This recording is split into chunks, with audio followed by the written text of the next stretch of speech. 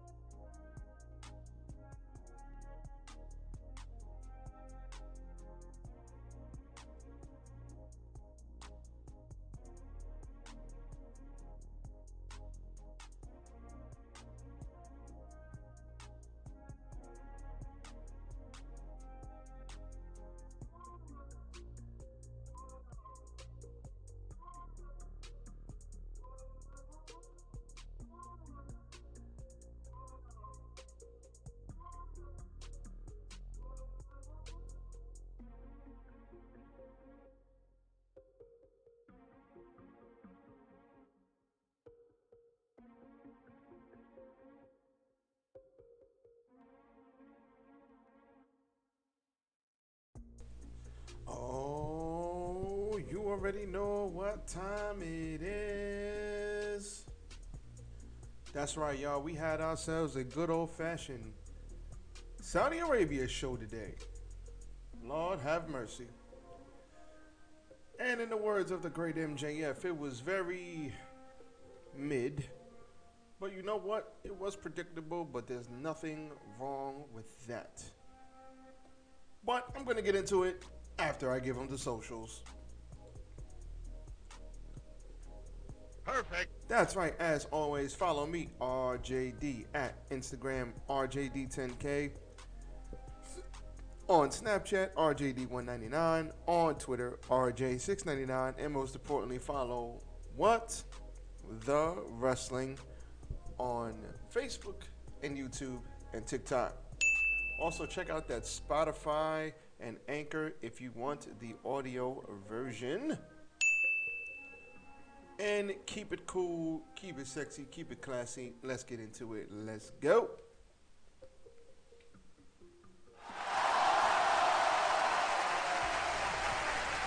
Yes. Tis I, RJD here. In a very cold and windy day in New York City. Welcome to What the Wrestling. I am your host, RJD, and I am going to be talking about WWE Elimination Chamber 2022 live from Saudi Arabia. This set up a lot of stuff from WrestleMania. There was a lot of things going on today. A lot of things. Some things I liked. A couple of things I really didn't like. A couple of things I'm struggling to understand why they did what they did. I was thinking about bouncing around on this because there's so much stuff I want to get to. But overall impression of the show, let's talk about that first. So, this show was very mid. Very mid. There was a lot of things that happened on this show that this show wasn't overly, like, a lot of things didn't happen. Besides the main event of WrestleMania, we now know that's going to be Brock versus Roman. They setting up Roman real lovely to face probably The Rock next year. And after that, who knows? Because there literally will be no one because they built up no one, and we're going to get into that later. But unfortunately, Stupid. unfortunately, I don't know, like, where they go. A lot of people are upset that certain people didn't win. This show was very much predictable, and that's very much okay. But how they did some of the stuff, I didn't like, especially in the main event.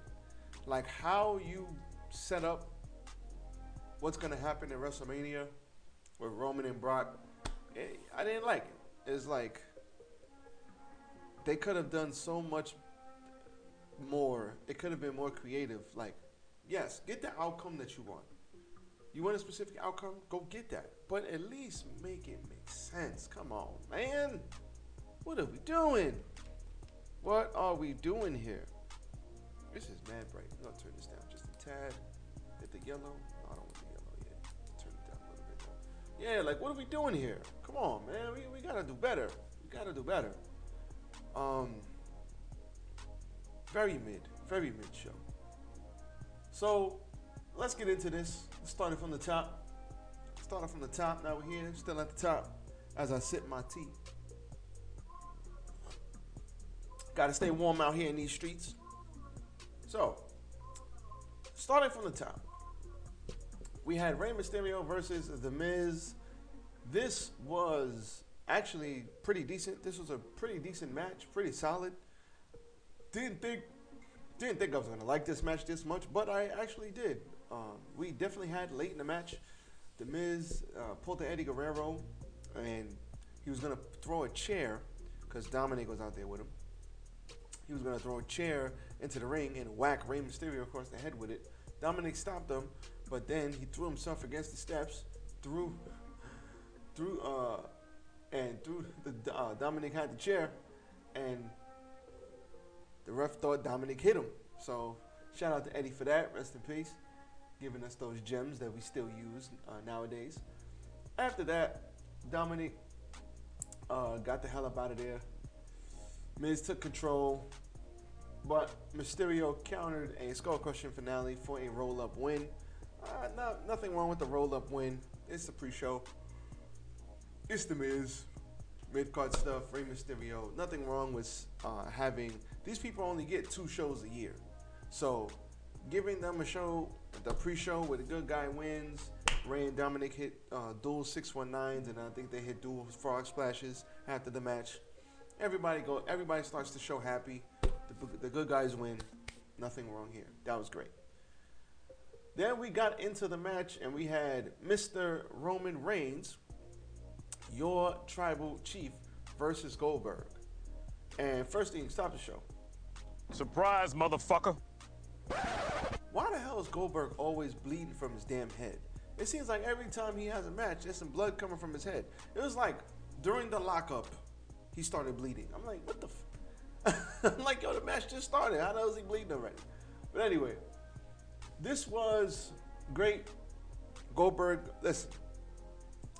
This is how I know WWE with the piped in crowd noise. I hate it when they pipe in crowd noise. It absolutely sucks. I wish they would stop doing it. Because when you have an organic, real crowd and they can genuinely tell you what they like and don't like, this is how it should be. What the hell is this? I just got a very weird goddamn text message. Disgusting. Somebody's spamming me. They need to stop. They need to do away with that for sure. Like, stop piping in crowd noise because you want the viewers at home to view it one way or the other. No, do it the right way. If the crowd is dead on their feet, so be it. If the crowd is hyped, so be it. Stop trying to finesse. You know, I hate when they do that. But organic crowd, 2 big entrances, 2 huge reactions for Goldberg, huge reaction for Roman. He wanted the crowd to acknowledge him. That was great. So they start up with a lockup. They wanted to milk this. They wanted to milk this thing slow because they knew they weren't going that long, and Goldberg is somewhat limited. So they locked up. They kind of tussled with each other. Spear versus spear. Goldberg hit the first spear after a series of punches, and they went outside for it. They went to the outside, threw each other into some stuff. They went back in, huge spear. He set Roman up for the jackhammer, but he countered it and hit him with a huge Uranaki, not a rock bottom. You stupid. Some people calling it a rock bottom. It was not a rock bottom, it was a Uranaki. But hit him with a huge Uranaki. Then he set up for his spear. But when Roman tried to spear Goldberg, Goldberg speared him again. Then he set up for a jackhammer, and he countered the jackhammer and put on the guillotine choke. After he put on the guillotine choke, he wrapped his legs around him, put it higher, got up under his chin. Goldberg tried to fight. Eventually, he ended up collapsing. Ref called for the bell because he got put to sleep. So Roman Reigns wins. Now listen, they did preach, oh, we're going to have twists and turns, and we're going to twist this and turn that. We're going to do up and down and twists and turns. There were no twists and turns on this show. This show is predictable as hell. So You stupid. no twist, no twists and turns. Everything happened the way people pretty much said, or we pretty much thought. So this was a good start. Good start. It went perfect amount of time, 5-6 minutes. Just like there was a Superman punch, there was a couple of spears, there was a jackhammer attempt, choke out. If you go look at my TikTok, What the Wrestling, on TikTok, that's exactly the same thing I said was going to happen in this match happened. I said there was going to be a couple spears, jackhammer attempts. Only thing that didn't happen was there was no jackhammer, there was no kickouts. It was just spear, jackhammer, choke, go to sleep. That's it. So, shout out to me for being right. Good stuff here. Roman Reigns retains the championship. No reason the championship should be on Goldberg. This was Goldberg's last match anyway. Pretty sure he's probably not going to come back. Looks great for an almost 60-year-old man. He looks in freaking phenomenal shape. I want to look like that at 60. But at this point, Goldberg's done what he can do. He's did his thing. He's straight. Brought off into the sunset. And keep it pushing. Next, we had the Women's Elimination Chamber match. Now, I saw a lot of people got mad that Liv Morgan didn't win. Nope. Listen, Liv Morgan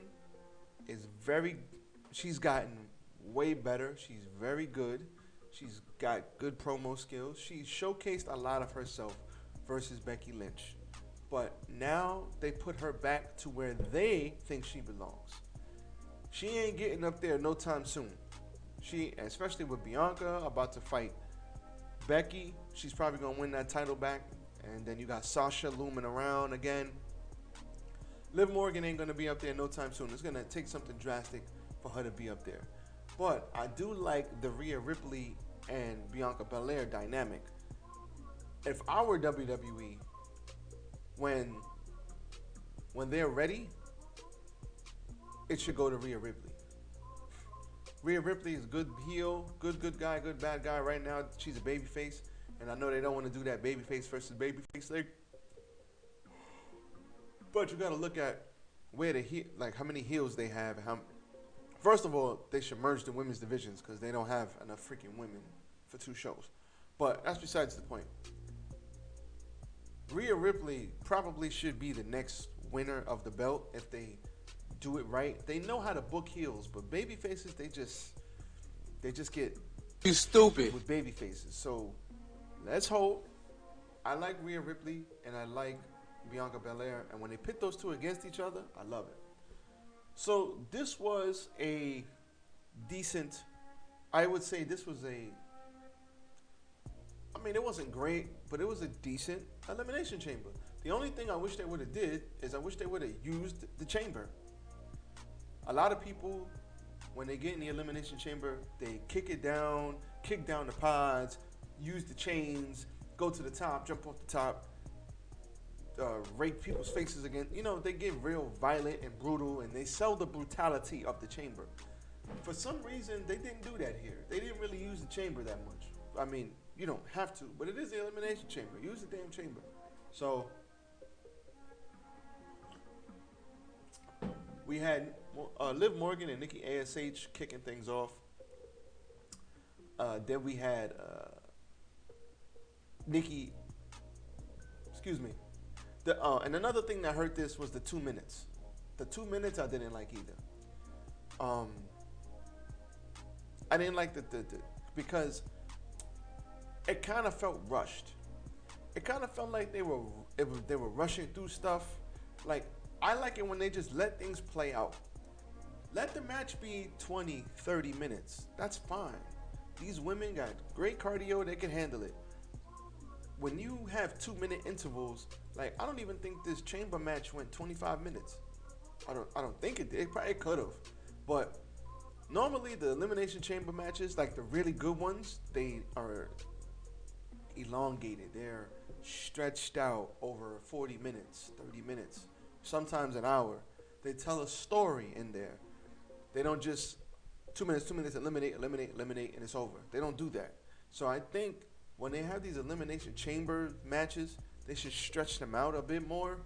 Let people get their own time to shine. You don't have to do a two-minute time crunch. They had plenty of time at the end of this show to do all that. Now I know that might be overkill, but you know we could have used a little bit more time in this match. So we had Doudrop coming in next. She has some momentum doing some big girl spots. But after that, we had Rhea Ripley come in fourth, and she went directly after Nikki ASH, hit her with the Riptide. She was eliminated.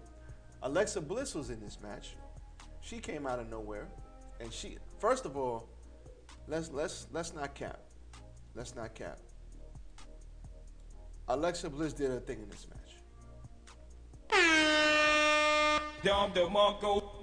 Alexa Bliss did her thing in this match. Alexa Bliss has been out for a while, and she looked crispy in there. She was moving good. All these ladies got huge reactions. This was great. This was great. So I didn't tell y'all who was in the match. Rhea Ripley, Bianca Belair, Doudrop, Liv Morgan, Nikki ASH, Alexa Bliss. Alexa Bliss, for everything that she did, she hit all her signature stuff. She looked very crispy in the ring. So she hasn't wrestled in a minute, but she's been training, and she looked great. Shout out to her. I hate that she's still doing this I'm crazy, I'm not crazy thing. I'm in rehab now. I don't know where they go with this. They like that type of stuff, but Alexa Bliss, she's going to open up some opportunities for herself if she keeps wrestling like that. And she's already a great actress. She's great at what they give her. She does it well. I just wish she would do something else. So, she came in, and I think she eliminated, if I'm not mistaken, Bliss. She came in, took down Rhea, took down everybody, huge Hurricane Rana. Liv Morgan got back though. She had a sunset flip powerbomb on Doudrop, which looked fantastic. So shout out to her for that, because that looked great. She hit a sunset flip powerbomb, eliminated Doudrop. Good to see somebody get eliminated off of that too. About goddamn time. So we had Bianca Belair. She came in the match last because, you know, she won that gauntlet match. She came in the match last and started going crazy. She did a one-arm. She did a press to, I think it was Nikki ASH or Liv Morgan, and it might have been Liv Morgan. And then she did one-hand press to Liv Morgan. Always impressive. That damn girl is strong as hell. This is Awesome Chance around this time. After that, she threw her back in. Spine busted to Alexa Bliss. More This Is Awesome Chance. Bianca Belair and Rhea Ripley unloaded on each other. They came out of nowhere. Morgan hit, I think, Rhea with the double code breaker. But then Alexa Bliss got at her. I think she hit her with like a DDT and hit her with the Twisted Bliss. Got her up out of there. Shortly after that, Bianca Belair hit Rhea Ripley with the KOD. And it was Alexa Bliss, Bianca Belair at the end. We had a bunch of DDT reversals, and we had a reversal of the EST, the KOD. But in the end, KOD to Alexa Bliss, and Bianca Belair wins the Elimination Chamber for the women. Now, one thing I will say about this match, great for Bianca Belair. You win. Perfect. Good match, solid stuff here. The only thing I didn't like is you have Alexa Bliss come back and she loses. Alexa Bliss should have came back, and the first match we see her in, she loses. Now, she's protected because it's the Elimination Chamber, but I still physically saw her get pinned, and she lost. I would have liked to see Alexa Bliss come in and do something and win instead of do something to come in and lose. So that's my only critique about this. This was solid stuff. I can't say anything bad about this match. It was solid. Shout out to Liv Morgan. Shout out to Rhea. All of these ladies are fantastic. They're really, even Doudrop, like Piper Niven. Everybody did their thing. They were all covered up. You know, you can't show any goddamn skin out there in Saudi Arabia or any women. They were all covered up. Everything looked good. This was great. I liked it. I liked this. Wasn't the greatest, but it wasn't the worst. It was right in the middle. This was solid. We had Naomi and Ronda Rousey versus Charlotte Flair and Sonya Deville. This was very mid. Ronda Rousey came out in her judo gear that she won. I guess you can show ankles and feet. They don't have a problem with that because she wrestled barefoot. The judo gear, I like the judo gear actually. I know a lot of people were shitting on Ronda. Oh, why is she always so covered up? She not wearing her old clothes. Listen, Ronda just had a goddamn baby like 8-9 months ago. I don't even think her kid is a year yet. She just had a baby. She's probably not in not everybody's Becky Lynch where in like 14 months they freaking go back to a size 2. You know what I'm saying? Ronda, who knows if she was training? Who knows what she was doing? She's not going to be back in her gear. She probably doesn't feel comfortable in it. Who knows how her pregnancy went? I think she should stick with the judo gear. I actually think this fits. I know she's got the whole merch and Ronda Rousey merch and all of that. But I like the judo gear. It was cool. So she was in her Olympic judo gear, which I think looked dope.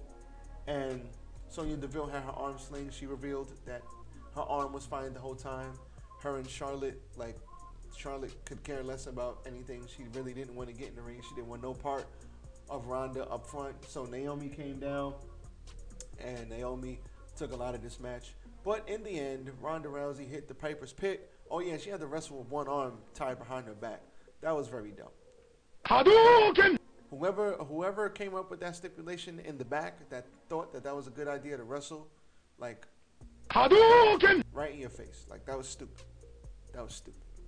Why would you have her arm tied behind her back? Come on. Come on.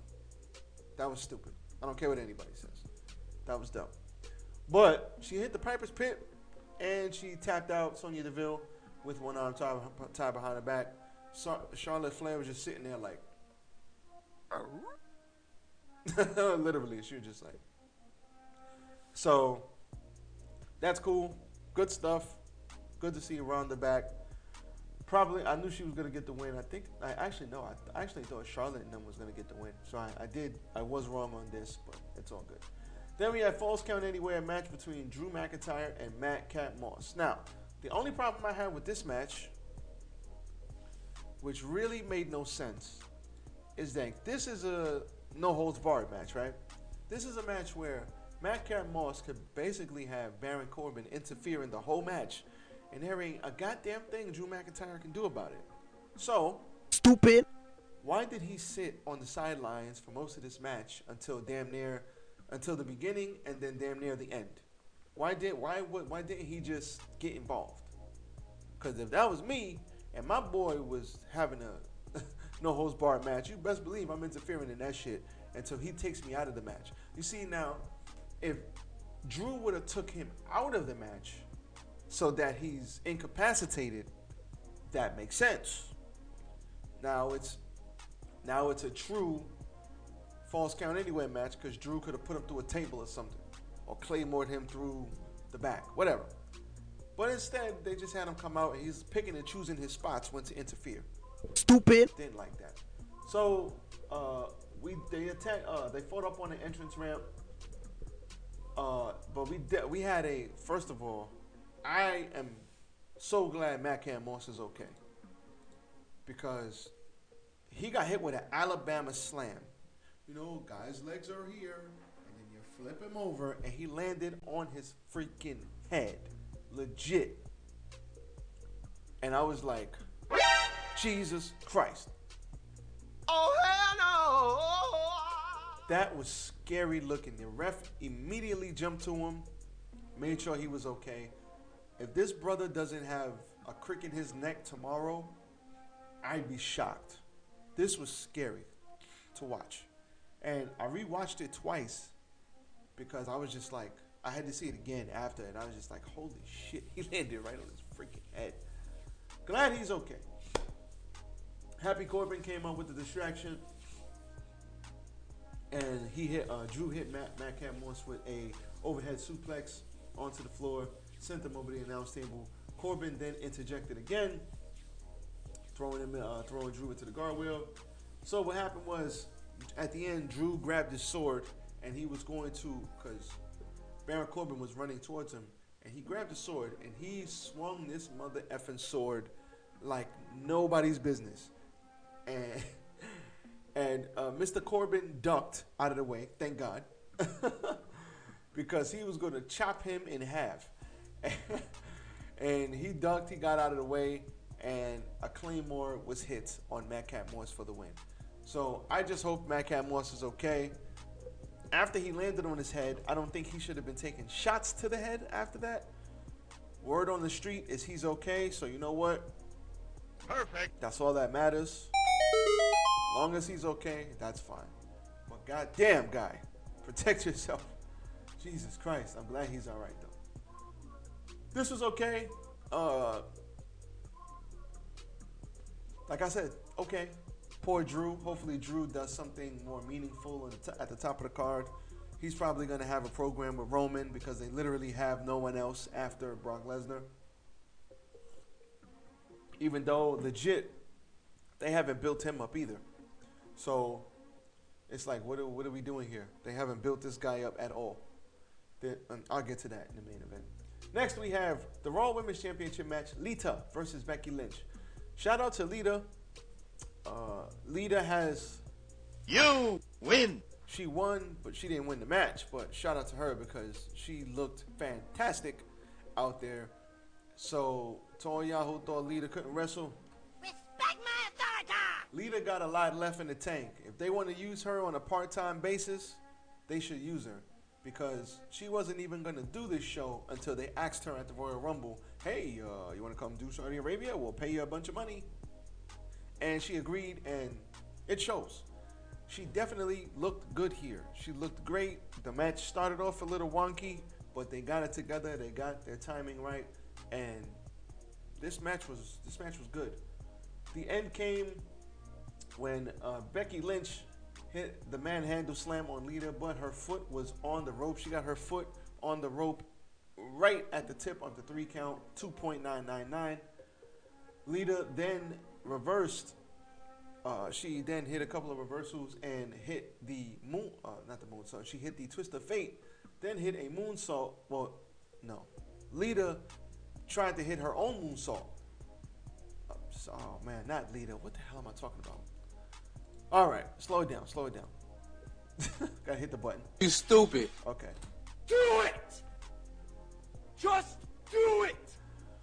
Lita was mocked by Becky, and Becky hit a moonsault, mocking Lita's moonsault, which looked fantastic, by the way. But she hit nothing but air.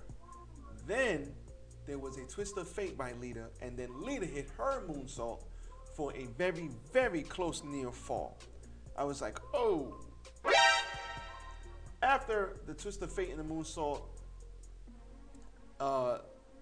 Becky Lynch kind of got back up. They did like a couple of things, and it was a manhandle slam / rock bottom, and then she just won. So the win came out of nowhere. I don't know if they were pressed for time. I don't know if they had to cut some shit out, but the win was very abrupt. Becky Lynch wins. Lita definitely has more in the tank. Lita should definitely, if she wants to, continue this on a part-time basis because it was great. Both of these gals got good reactions. Very organic and loving crowd tonight, which I love. I love a hot, organic crowd. And these Saudi Arabia shows are always with hot crowds because they only get 2 wrestling shows a year. And that was great. We then had an Undertaker video package. And shout out to WWE because their video package are second to none. They have like the greatest video package people, video production people in the back. They are amazing. So if that's Kevin Dunn and all those boys in the back in the truck, shout out to those boys. They are great. Those brothers are awesome. So with that being said, Undertaker going into the Hall of Fame. Hopefully this means that Undone is over. No more Vince calling him, hey pal, you got one more match in you. No, let that brother ride into the sunset, man. One of the most respected, if not the most respected person, especially big man in the game, period, to have ever lived. And I think somebody in the video package said that, the most respected guy in the business, period, like ever. And Shout out to if he's not the most, he's probably on the Mount Rushmore, for real. So shout out to the Undertaker going into the Hall of Fame. I will be watching it just to see what his Hall of Fame speech is. Give that brother as much time as he wants to go into the Hall of Fame, because we all know Taker is that dude. So your main events of the evening, and this is going to be a real quick recap of this match. Your main events of the let me talk about this bullshit first. So basically, we had the Usos and the Viking Raiders. We were supposed to get a SmackDown tag team match. The Raiders, the Viking Raiders come down. This was stupid. You stupid. The Viking Raiders come down. The Usos attack them. The Usos then beat them up. No chairs, no lead pipes, no light tubes, no ladders, no tables. Regular beatdown with hands and feet. They powerbomb Eric onto Ivar. Eric is bigger than Ivar. And then the commentators are saying, yeah, looks like they won't be able to wrestle. Looks like they can't compete. You know, they've been beat down. Stop the cap. How dare you? Insult my intelligence like that. We've seen people get hit with chairs, get hit in the balls, get whacked with kendo sticks. Then they throw themselves in the ring and they start the match and have a 15-20 minute match. So why is it that these guys, one got power bombed onto the other one, but you couldn't start the match and have a 10-minute match? Or a 5-minute match because they were beat up before the bell? Get the fuck out of here. Fuck this shit, I'm out. Cap. Stop the cap. Why did you have those guys fly all the way over there just for that? That was stupid. Now we can get into the main event. Main event, Bobby Lashley. He came out first. AJ Styles, Austin Theory, Seth Rollins, Riddle, and Mr. Brock Lesnar comes in last. So Rollins and Theory started off. They were doing their thing. Rollins got a big reaction. You know, the crowd was doing the like he had a big reaction. So shout out to Seth Rollins. I love Seth Rollins, man. Like he's doing great work. I don't care what nobody says. And I like that Monday Night Messiah character too, just because I am your Messiah. Look up to me. Like Seth Rollins is good, man. He kills everything he does. Love that guy. So Riddle comes in next. He runs wild on Rollins and everybody else. Hit some reverse suplex. Got some near falls in. But then it gets interesting. So we get a buckle bomb through the plexiglass, well, the pod. We got a buckle bomb on Riddle. I think it was Riddle. Through the pod onto Bobby Lashley. So Lashley, in storyline, hits the pod with his head. He's all messed up. And Riddle is messed up because he went through the plexiglass.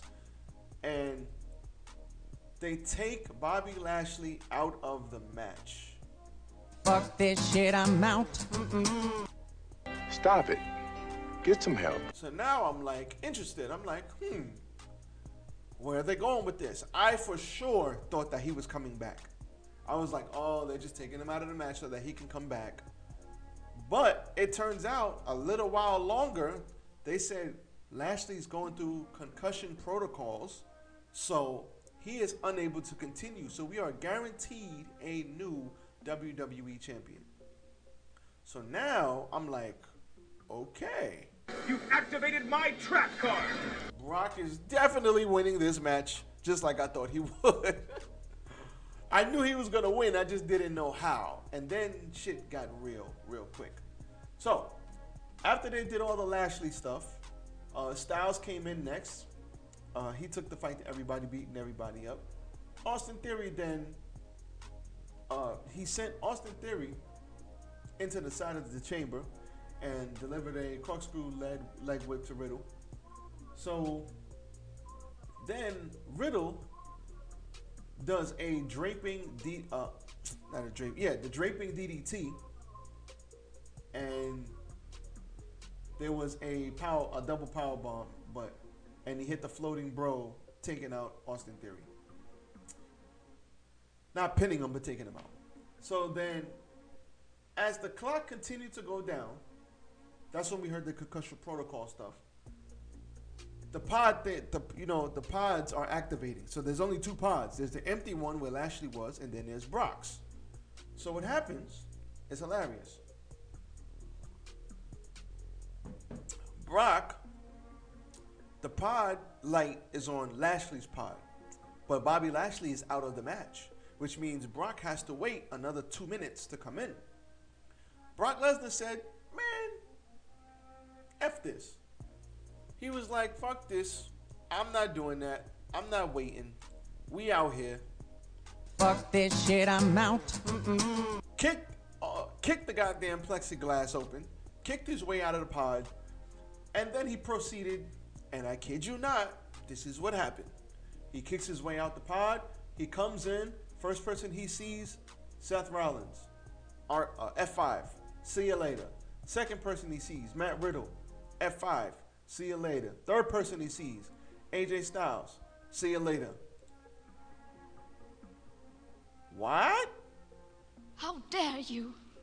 I was like, there ain't no way, boy. It was at this moment that he knew. He fucked up. Fuck this shit, I'm out. I was tight. I was tight because I already knew what was coming. I knew it. So, after this, Austin Theory's the last one left. So Austin Theory was like, Just bring it, bitch! I'm lying, he didn't do that. Austin Theory was like, wait, bro, we can talk about this. So Austin Theory proceeds to run 2 laps, 1 or 2 laps around the ring. He ran some laps. And then Lesnar finally caught him.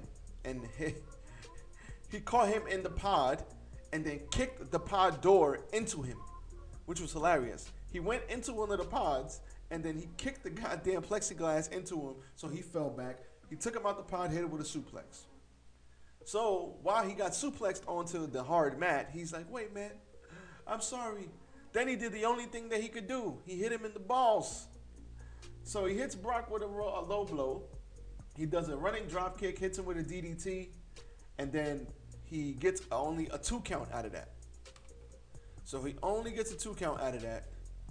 And then it was all downhill from there. It was at this moment that he knew. He fucked up.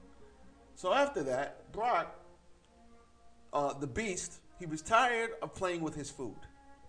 So he grabs Austin Theory, but Theory tries to run away.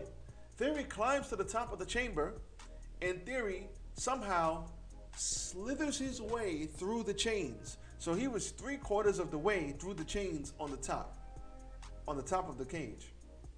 So he almost got out the damn cage, or the chamber. Brock climbs up, grabs him. So now Brock is standing on top of his own pod.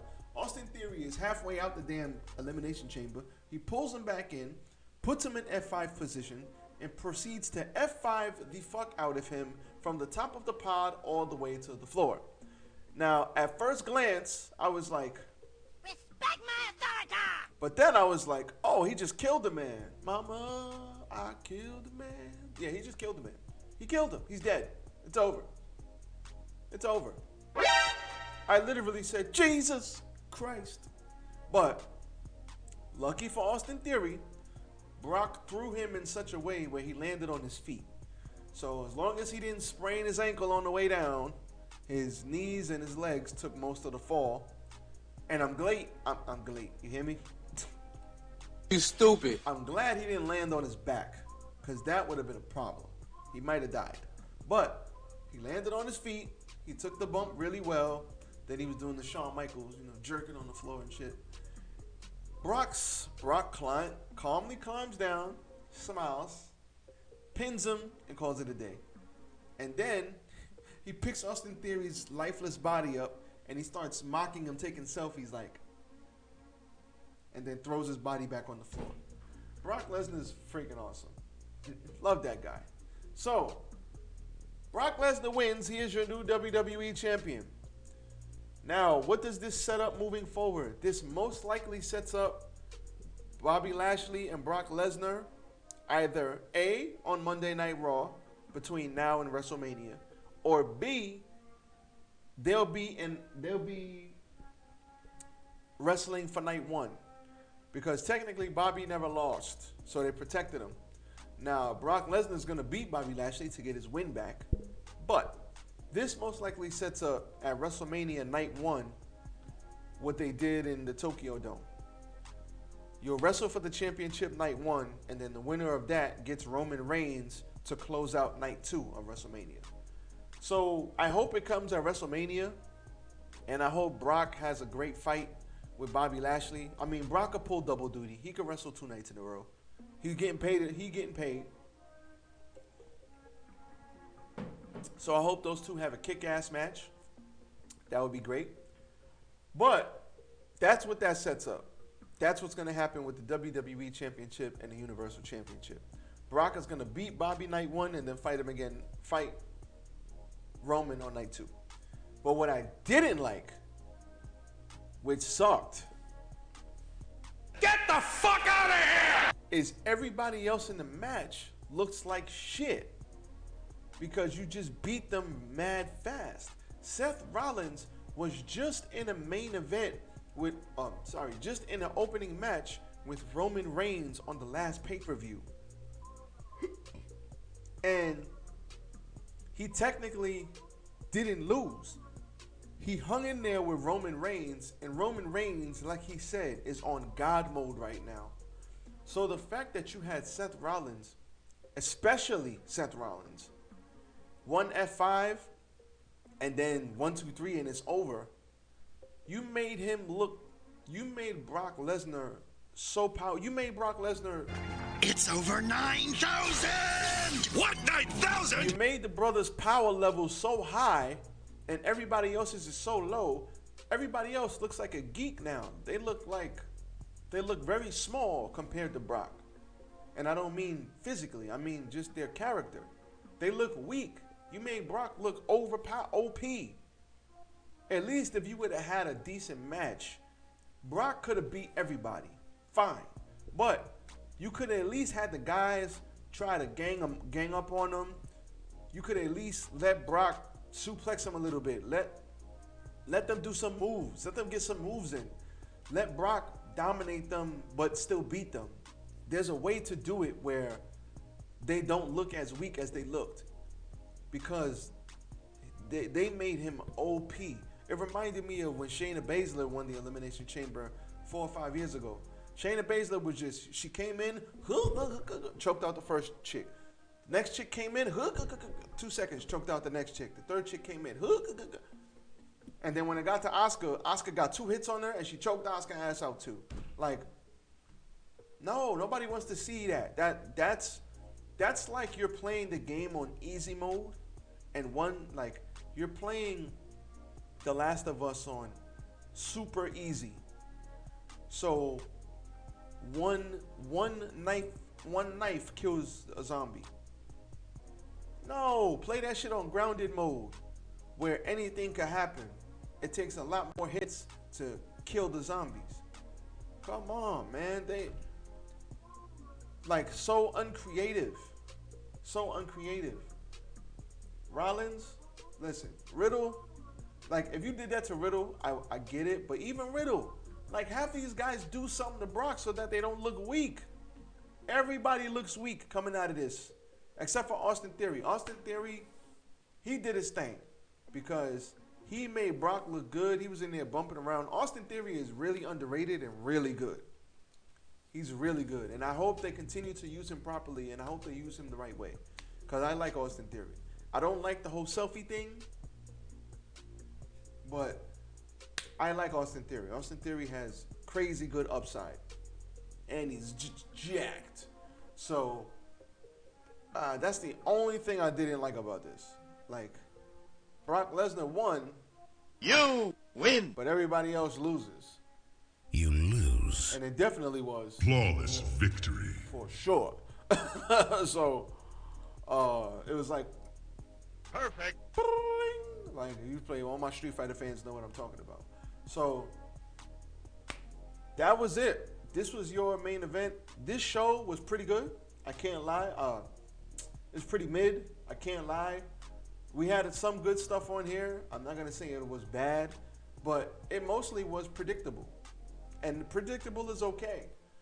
But the problem with predictable is you could be predictable, but get to predictable in a better way. You don't just have to just be predictable and nothing happens. Switch it up a little bit. Make us think that we're gonna get something else and then we get the predictable. That's fine. I don't mind going on that roller coaster ride, but just to have Brock win like that and just smash everybody when Seth Rollins was just hanging with the world champ and he got DQ'd, he didn't lose. Come on, man. So, thank you everybody for joining me. Thank you everybody for rocking out with me. Check out my socials again. Please hit the like button, like, comment, share, and subscribe to the channel, What the Wrestling. You already know, on YouTube, Facebook, TikTok. Follow your boy. Drop me a comment. Let me know what you thought about the show. Let me know what if you like it, if you didn't like it. And we setting up for WrestleMania, so let's see how we moving going forward. With that being said, it's cold. It's getting late. I'm out of here. Peace.